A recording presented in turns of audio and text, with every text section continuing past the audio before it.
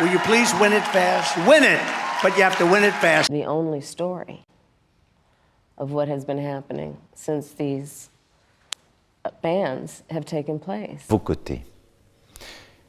Parce que la guerre n'est pas inéluctable.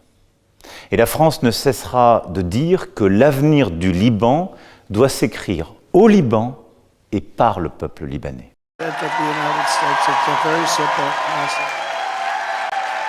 Very, very simple. Right? You.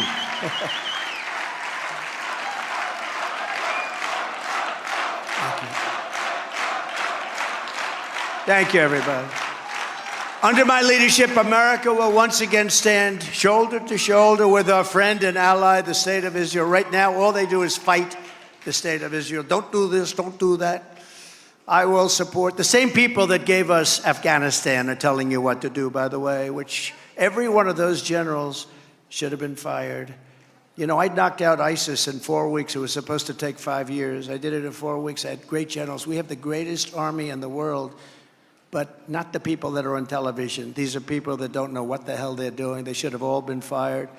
I will support Israel's right to win its war on terror, and it has to win it fast. Will you please win it fast? Win it, but you have to win it fast if you can. And I was always, thank you very much, I will always defend Israel's fundamental right to exist as a Jewish nation in the Jewish homeland. That's what it's about, isn't it? But remember this, you're under attack like never before. There's never been a time like this that people can remember. This was a period, they say, if you read, and I find it very interesting, but this was just before the Holocaust. I think there's a very great similarity because nobody can believe what's been happening. If Kamala Harris wins instead of the most pro-Israel president ever, which I have been already declared to be, you will have the most anti-Israel president by far, far worse than Barack Hussein Obama.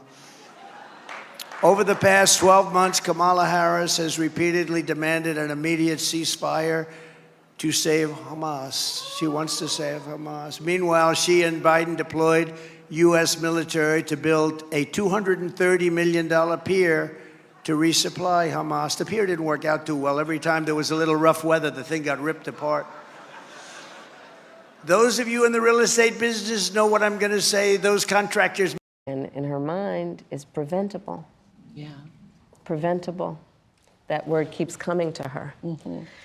And this story is a story that is sadly not the only story of what has been happening since these bans have taken place. And, you know, so just to step back in terms of how we got here, the former president chose 3 members of the United States Supreme Court with the intention that they would overdo the protections of Roe v. Wade. Mm-hmm.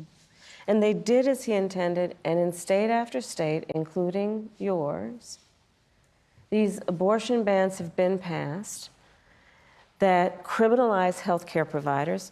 In a couple of states, prison for life, Oprah. Prison for life in a couple of states for a doctor or a nurse who provides health care. And so it seems very apparent even when the mother's life is in danger. But see, here's the problem with that. Here's the problem with that.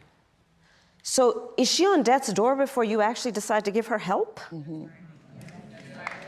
That's the problem.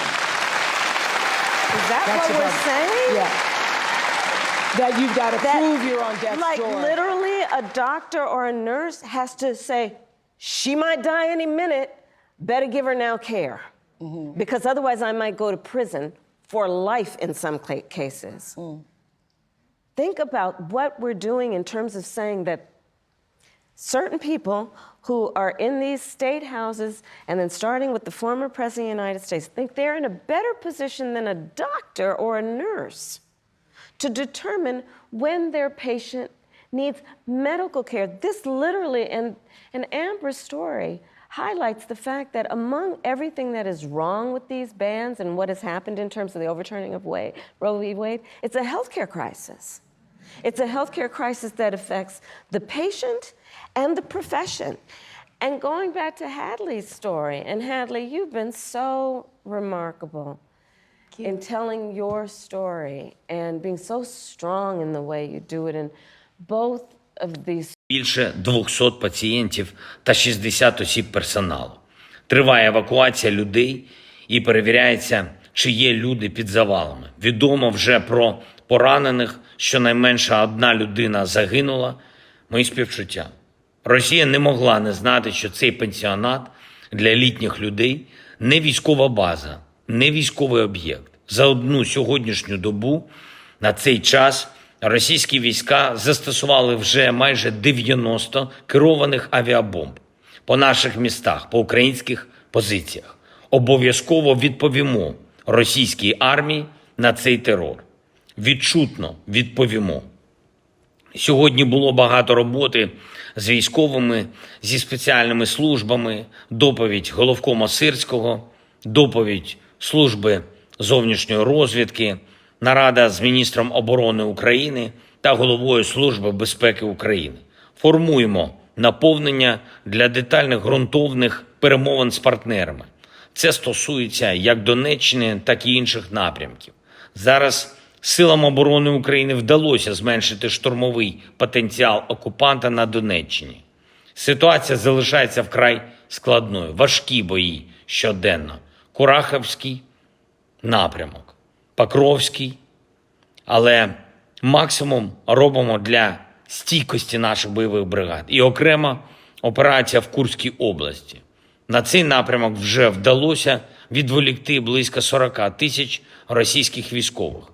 Тривають наші активні дії. Є і поповнення обмінного фонду для нас, для України. І все це важливі речі, які впливають на загальну ситуацію у війні. Я дякую всім нашим бойовим бригадам, кожному солдату, сержанту, кожному командиру за хоробрість.